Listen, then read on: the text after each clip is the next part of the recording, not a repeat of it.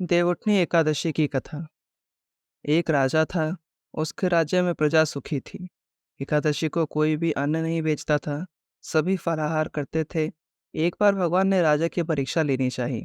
भगवान ने एक सुंदर नारी का रूप धारण किया तथा सड़क पर बैठ गए। तभी राजा उधर से निकला और सुंदरी को देख चकित रह गया। उसने पूछा, हे सुंदरी, तुम कौन हो और इस तरह यहाँ क्यों बैठी हो? तब सुंदर स्त्री बने भगवान बोले, मैं निराशिता हूँ। नगर में मेरा कोई जाना पहचान नहीं है। किससे सहायता मांगूं?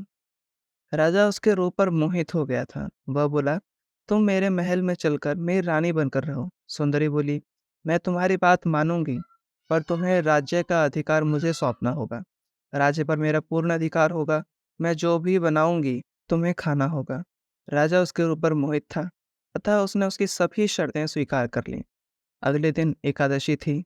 रानी ने हुक्म दिया कि बाजारों में अन्य दिनों की तरह अन्न बेचा जाए। उसने घर में मांस मछली आदि पकवाए तथा परोसकर राजा से खाने के लिए कहा। यह देखकर राजा बोला, रानी, आज एकादशी है, मैं तो केवल फलाहार ही करूंगा।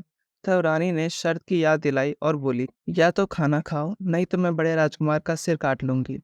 राजा ने अपनी स्थिति बड़ी रानी को कही तो बड़ी रानी बोली, महाराज, धर्म ना छोड़ें, बड़े राजकुमार का सिर दे दें। पुत्र तो फिर मिल जाएगा, पर धर्म नहीं मिलेगा।